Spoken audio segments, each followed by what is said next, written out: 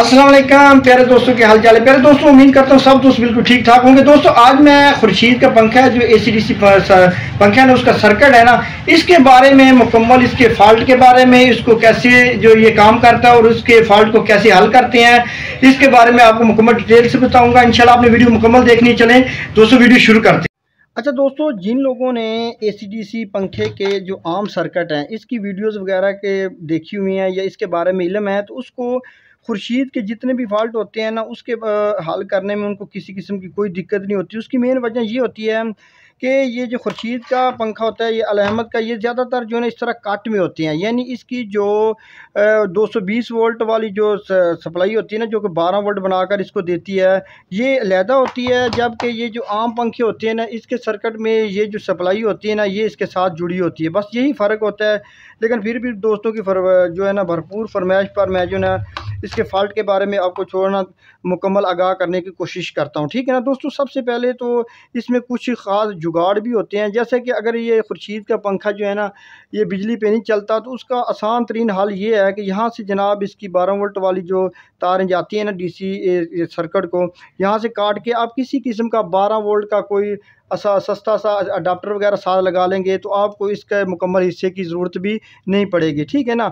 अच्छा, यहाँ पर एक और सवाल है कि अगर ये खुर्शीद का पंखा ये DC पर भी ना चले, तो फिर अगर DC पर ना चले, तो दोस्तों उसका आसान तरीन हल ये है कि आपने ये जो DC वाली तारें या जैक लगा हुआ है ना, इसके आगे ये FT लगी हुई है, इसमें अक्सर मसला आ जाता है। आपने क्या करना है, ये तारें जो है ना यहाँ से काट के आपने ये कैपेसिटर है ना 35 वोल्ट वाला, इसकी नेगेटिव और पॉजिटिव के हिसाब से आपने लगा देनी है। तो यकीनन आपका जो अगर ज़्यादातर जो फॉल्ट आता है DC जो खुर्शीद का जो पंखा डेड हो जाए, तो उसमें यही ज़्यादातर फॉल्ट आता है कि ये जो DC साइड होती है ना, इसमें ये FT ख़राब हो जाती है। आपने ये करंट जो है ना यहाँ पे लगा देना, ठीक है ना। उसके बाद अक्सर इसमें ये मसला आ जाता है कि खुर्शीद जो है ना, ये बीफ की आवाज़ देता रहता है बार बार। तो उसमें तकरीबन ज़्यादातर जो मसला आता है ना, वो R025 रजिस्टेंस में आता है।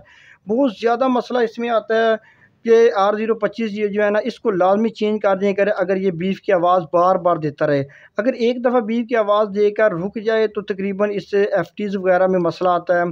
तो दोस्तों, इसका भी तरीक़ाकार वही है कि अगर आपको इस IC के बारे में कन्फर्म करना है कि आपका IC वगैरह ठीक है, तो ये इसके ये 4 पॉइंट पहले वाले यहाँ पर आपने 5 वोल्ट चेक कर लेने। अगर यहाँ पर 5 वोल्ट आ रहे हैं, तो इसका मतलब है कि आपका सर्किट जो है ना, वो ज़िंदा है बिल्कुल, उसकी IC वगैरह ठीक है। ये छोटा मोटा मसला भी इसका जो है ना FTs वगैरह में या इसकी रेजिस्टेंस वगैरह में हो सकता है।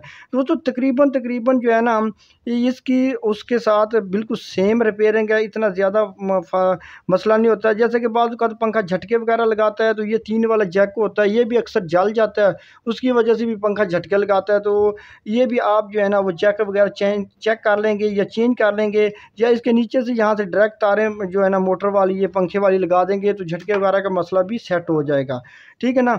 मज़ीद ये 12 वोल्ट की ये 220 वोल्ट जो 12 वोल्ट बनाता है, इसमें भी अक्सर पंखा जो है ना बिजली पर अगर झटके वगैरह लगाए या जो है ना चल कर रुक जाए, तो ये कैपेसिटर वगैरह कमज़ोर हो जाती हैं, वो भी आप चेंज कर देंगे, तो इंशाल्लाह आपका मसला हल हो जाएगा, ठीक है ना। ये मुख्तसर से मैंने आपके लिए आपकी भरपूर फरमाइश पर ये मैंने आपको वीडियो बनाई है। हालांकि अगर आप ACDC पंखे की किसी भी सर्किट की अगर आप वीडियो देखते हैं या आपको पता है, तो आपको इसको रिपेयर करने का भी इतना ज़्यादा मसला नहीं होगा, ठीक है ना दोस्तों। ये थी मुख्तसर सी वीडियो, उम्मीद है आपको अच्छी लगी। अगर अच्छी लगे दोस्तों में शेयर करो, हमारे चैनल को सब्सक्राइब करो। मज़ीद के जो भी फॉल्ट आएंगे प्रैक्टिकल इंशाल्लाह भी आपको बताऊँगा। मैंने कहा चलो मेन आपको आइडियाज़ दे देता हूँ, ठीक है ना। तो दोस्तों, इसके साथ ही मुझे दीजिए इजाज़त। अल्लाह हाफ़िज़।